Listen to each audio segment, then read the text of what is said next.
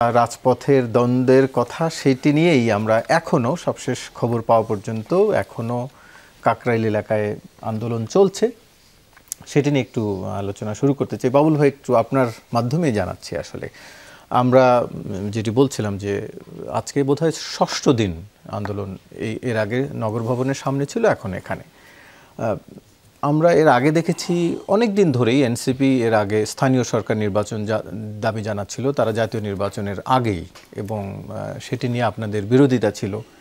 আজকে যখন সেখানে আন্দোলনের জন্য যারা হাজির হয়েছেন তাদের বক্তব্যটি এমন যে নাগরিক সেবার জন্য এই মেয়র পদের দরকার রয়েছে, অর্থাৎ ইশরাককে দ্রুত তাকে শপথের দাবি জানাচ্ছে। মানে একদিকে আপনারা নির্বাচন চাইছেন না, কিন্তু আবার এই পদে একজনকে বলছেন যে দরকার শপথ নেওয়ার জন্য, আদালত রায় দিয়েছে, কারণ না হলে জনগণ সেবা পাচ্ছে না। ব্যাপারটা আসলে একটু পরস্পর বিরোধী। শুনেন, ইশরাকের যে ব্যাপারটা, এই ব্যাপারটা এখন শুধু বিএনপির মধ্যে নাই কিন্তু। হ্যাঁ, আপনি খবর পেয়েছেন নিশ্চয়ই, পুরনো ঢাকার বা ঢাকার অসংখ্য মানুষ, শুধুমাত্র ইশরাকের লোক বা বিএনপির লোক নট দ্যাট, অসংখ্য মানুষ এই আন্দোলনে শরিক হয়েছে। এবং ইশরাকের নির্বাচনের সাথে আমি প্রত্যক্ষভাবে জড়িত ছিলাম। এই এই এই ঢাকা সিটি কর্পোরেশন, এটা মূলত ইশরাকের পিছনে তখন মানুষ যে পরিমাণ জড়ো হয়েছিল, যে আবেগ ইমোশন দেখেছি ওই নির্বাচনে, আমি প্রত্যক্ষভাবে জড়িত ছিলাম বলেই আমি জানি। মানুষ বিপুল ভোটে ইশরাককে বিজয়ী করার বাস্তবতা ছিল, কিন্তু তার সেটা ছিনিয়ে নেওয়া হয়েছে, অন্যায় করা হয়েছে যে নির্বাচন, সেই কারণে আমরা বলি অবৈধ নির্বাচন। এখন একটা যুক্তি দেওয়া হয়, একটা অদ্ভুত যুক্তি, যে অবৈধ নির্বাচনে নাকি বৈধ মেয়র। আচ্ছা, অবৈধটা হলো কেন? একজন একটা জোর করে নিছে বলেই তো অবৈধ হইল, ফার্স্ট অফ অল এটা। হ্যাঁ, এবং যারটা জোর করে নিছে তাকে ফিরিয়ে দেওয়াটাই তো ইনসাফ। আদালত তাই করেছে। আদালতের একটা ডিসিশন মীমাংসিত, বলা হয় যে আইনি প্রক্রিয়া শেষ হয়নি, এটাও তো শেষ না। হ্যাঁ, একটা রিট হয়েছে, এটা আপনি বলতে পারেন, কিন্তু এর আগ পর্যন্ত তো এটা আইনি প্রক্রিয়া শেষ হয়ে গেছে। এখন বলা হয় যে নির্বাচন কমিশন আপিল করে নাই। আরে ভাই, নির্বাচন কমিশন তো একটা স্বাধীন সার্বভৌম সংস্থা। হ্যাঁ, তো নির্বাচন কমিশন যদি কনভিন্সড হয়, হ্যাঁ, সব মামলায় কি আপিল হয়? সব মামলায় কি মানে এই পক্ষ, মানে বাদীপক্ষ আপিল করে না তো। হ্যাঁ, তো সেটাও তাই হয়েছে। তার মানে কি, এটা একটা মীমাংসিত বিষয় আইনি প্রক্রিয়ায়। এবং স্থানীয় সরকার যে অ্যাক্ট 2009 সালের, সেই অ্যাক্ট অনুযায়ী মেয়াদও রয়েছে জুন পর্যন্ত, 29 তারিখ পর্যন্ত। হ্যাঁ, এবং আপনার ইলেকশন কমিশনের গ্যাজেট প্রকাশিত হয়েছে। তারপরে এটা তো আমরা আগে থেকেই শুনছি ডিসিশন। হ্যাঁ, কালকে একজন সাংবাদিক বলছিলেন যে আমি আই উইটনেস, আমি নিজে কানে শুনছি, হান্নান মাসুদ বলছে না, এটা তো আমরা দিব না, আইন মন্ত্রণালয়ের এপিএস এর রুমে। হ্যাঁ, এবং কবেল হচ্ছে কিভাবে বলেছে, হান্নান মাসুদের কথা, এটা তো ডিসিশন হয়ে গেছে, এটা তো আমরা দেবো না, এটা আমরা ছাড়বো না। তো এটা আমরা আগেই জানতাম এটা দেবে না। হ্যাঁ, তো কেন দিবে না?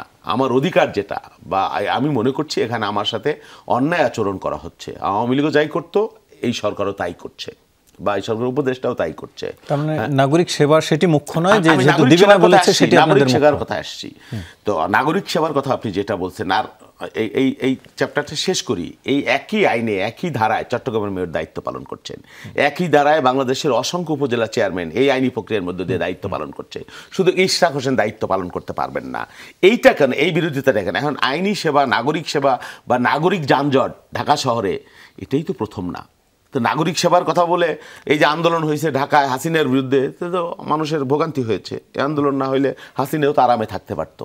হ্যাঁ, তা আপনি অন্যায়ের প্রতিবাদ করবেন না? নাগরিক সেবা বঞ্চিত নাগরিক, সিটি কর্পোরেশনের যারা পরিচ্ছন্নতা কর্মী, অন্যান্য যারা, তারা বলেছে যে এখানে ইনসাফ প্রতিষ্ঠা না হলে আমরা নিজেরা কাজ করব না, বলেছে তো।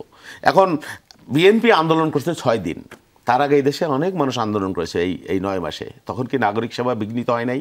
সরকারি দলও করেছে, এক অর্থে সরকারি দল। এখন আপনি মানেন আর না মানেন, আমি জানতে চাচ্ছি যে নাগরিক সেবা করার জন্য মেয়র পদে তাকে দ্রুত বসানোর দাবি জানিয়েছে কর্মীরা। যে এখানে শুধু নাগরিক সেবার ব্যাপার না, নাগরিক সেবা তো মেয়র হইলে যিনি মেয়র হবেন তিনি করবেনই, সেই জন্যই তো নির্বাচন করা, সেই জন্যই তো দায়িত্ব পালন করা।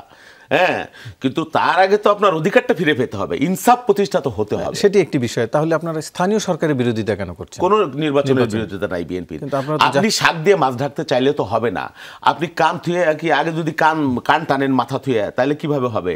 এই যেই মুহূর্তে সমস্ত জাতি 17 বছর 15 বছর যাবত একটা নির্বাচন বর্ধিত জাতীয় নির্বাচনের সাথে সমস্ত কিছু জড়িত। আপনি এর স্থানীয় সরকার নির্বাচন দেন, উপজেলা নির্বাচন দেন, মেম্বার নির্বাচন দেন, মসজিদের নির্বাচন দেন, দেন, ক্লাবের ভোট দেন, যা ইচ্ছে দেন, ফুটবল ফেডারেশন দেন, কিন্তু সেটা জাতীয় নির্বাচন কেন আগে নয়? সেটাকে কেন ব্যাহত করে, বিঘ্ন সৃষ্টি করে কেন?